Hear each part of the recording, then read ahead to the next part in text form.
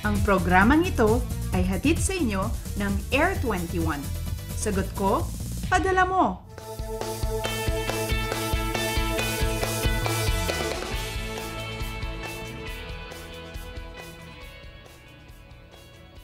Good morning, Luzon, Visayas at Mindanao. Time check muna tayo. Philippine Standard Time po natin ay alas 5 na ng umaga. Panibagong araw na naman ang ating pagsasamahan ngayon. Siguraduhin po natin na sasalubungin natin ito sa pinakamabuti at pinakapositibong paraan.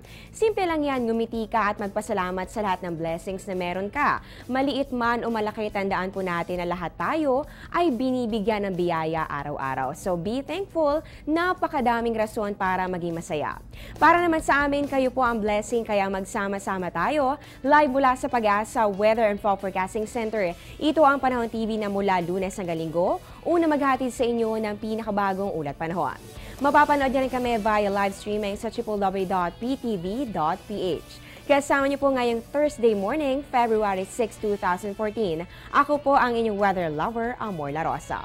At dahil mahalagang parte ng araw-araw ang ating panahon, makakasama po natin si Mr. Buddy Javier na weather forecaster ng Pag-asa. Good morning, Mr. Javier.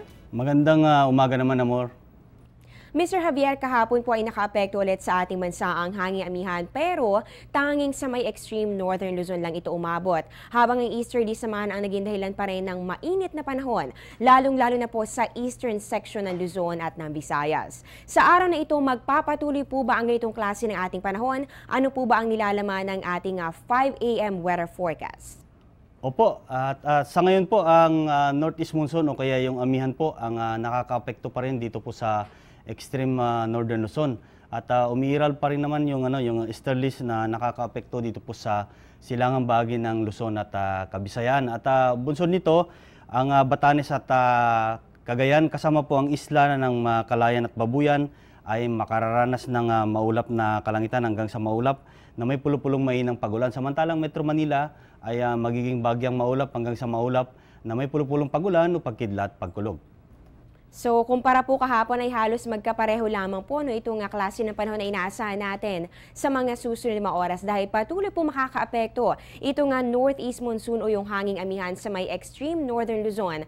At ito naman pong easterlies ay magdudulot pa rin ng mainit na panahon at mataas na temperatura sa mga susunod na mga oras. Mr. Javier, isa po sa mga palaging laman ng inyong inilalabas sa forecast ay ito ring relative humidity. Isa rin po ito sa mga factors na may kinalaman sa mas mainit na pakiramdam natin o yung mainit na singaw ng hangin. At kapag naman po malamig, ito rin po yung nakakadagdag pa ng lamig sa ating katawan. So papaano po ba natin nasusukat itong humidity na ito at bakit po natin ito nire-relate dito sa temperature? Sa katunayan po, ang humidity po ay yung amount ng water vapor na present po sa air. At kadalasan, kapag mataas po ang temperatura, mababa naman po ang relative humidity. Pero kapag mataas ang temperatura, mataas ang relative humidity, mas mataas ang nararamdaman natin na temperatura. At halimbawa nito, pag ang temperatura ay 32 at saka yung relative humidity ay 55, ang nararamdaman po natin ay 36 pagka tiningnan mo base po doon sa heat index chart. So mga kababayan, naintindihan po natin, na-explain po ni Mr. Javier na kadalasan po talaga kapag mataas ang ating temperatura ay mas mababa po yung ating relative humidity. Pero minsan po may mga pagkakataon talaga na kapag mataas na yung ating temperatura at mataas pa itong ating humidity, ibig sabihin po nito mas mainit po yung nararamdaman natin, lalong-lalo na po kapag tag-init ng panahon dito sa Pilipinas. So ngayon naman ay hindi pa naman po tayo pumapasok dito sa hot and dry season, kaya po antabayanan po natin yung mga susunod na pagbabago sa lagay ng ating panahon.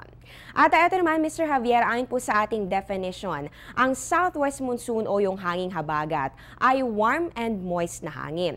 Pero ito namang easterlies ay warm and humid. Bukod po sa direksyong pinagmula ng hangin, ano-ano pa po ba yung pinagkaiba ng dalawa? Ngayong halos pareho naman po ito ng katangian.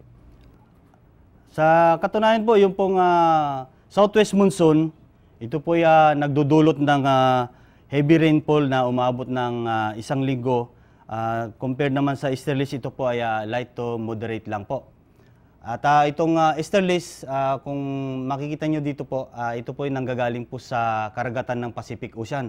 At yung ano naman po dito, yung pong southwest monsoon nanggagaling naman po dito po sa West Philippine Sea, yung karagatan po dito. At ito pong southwest monsoon, ito po nangyayari kalimitan po from the buwan po ng July to September. At in terms ng temperatura, ito po mas malamig o colder compared sa easterlies. At kung matatandaan nyo po, noong August 2013, yung pong nagpabaha dito po sa South Luzon Expressway, yun po yung habagat at ito po ay umabot po ng halos 1 linggo po. Okay, so ang major difference po ng dalawang ito dahil po kahit sila ay pareho po na warm and moist at yung isa naman ay warm and humid, so mapapansin po natin na halos pareho lang po yung katangian nito, no? Pero yung nga talaga pong pinagkaiba niyan, ayun nga po nga rainfall amount na dadalhin nito dito sa ating bansa. So mas marami po yung mga pag-ulan na dala-dala nitong southwest monsoon o yung hanging habagat kung ikukumpara natin sa easterlies na siya pong kasalukuyang umiiral dito sa ating farm. At dagdag kaalaman naman po para sa araw na ito, madalas rin po nating makita sa forecast itong rains at yung rain showers. So ano po ba ang pinagkaiba kapag sinabi po natin na rains at kapag sinabi naman na rain showers? Kapag sinabi nating rains, ito po yung ulan na nagmumula po sa stratified clouds. Yung pong stratified clouds, ito po yung maninipis at kalat-kalat na kaulapan. At mga halimbawa nitong clouds na ito po yung stratus, cumulus, nimbus stratus, saka alto stratus. Samantala yung pong rain showers naman, ito po yung nagmumula sa convective cloud o kaya cumulative cloud. Ito po yung kaulapan na mataas na makakapal at maitim na kaulapan. At ang halimbawa nitong kaulapan na ito, yun po yung cumulus clouds, cumulonimbus clouds at saka alto cumulus clouds. Ayan, naintindihan na po natin kung bakit po ganito yung nararamdaman natin ng mga pag-ulan, yung pong rains at pati na rin po yung rain showers. So eto nga po ay depende dito po sa mga klase ng kaulapan na pinagmulan nito. Pero ito naman, Mr. Javier, ito naman bakit po meron tayong pagkakaiba sa size at pati na rin po yung rate ng mga pag-ulan natin? Nade-determine po yung rate at saka size ng ulan sa pamamagitan po ng ating radar. At ito po ay yung nakukuha sa availability ng water vapor o yung tinatawag natin na tubig singaw. At ang isa pa, yung pong tindi o lakas po ng updrafts o malalakas na upward air current. Yung malalaking na patak ay nagre-resulta po sa malalakas na pag-ulan ng upward air current sa loob ng thunderstorm.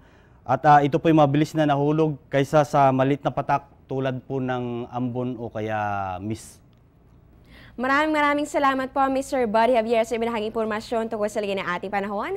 Meron ka na lang po ba mga paalala para sa ating mga manonood? Sa ngayon po, naibaba na po yung gale warning natin. So magandang balita po ito sa ating mga kababayang mangingisda at yung mga maliit na sakyang pandagat na pwede na pong pumalaot sa anumang parte ng ating karagatan. Pero kaunting pag-iingat pa rin po. Natunghayan nga po natin si Mr. Buddy Javier na weather forecaster ng Pag-asa. Ngayon dumako na po tayo sa ating sunrise at sa sunset.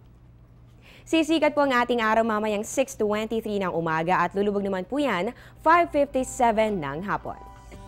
Para naman sa ating moonrise, yan po ay magaganap sa ganap na 11:05 a.m.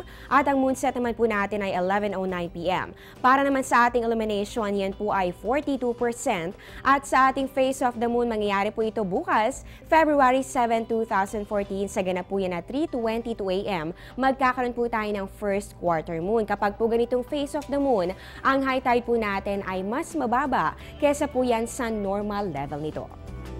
At para naman sa ating tidal predictions, ito po ay courtesy of NAMRIA. High tide po natin ay 3:13 p.m. Yan po ay 0.72 meters. At ang low tide naman natin ay 8:23 ng umaga. Yan po ay 0.22 meters. Magbabalik pa po ang Panahon TV pagkatapos ng ilang mga paalala.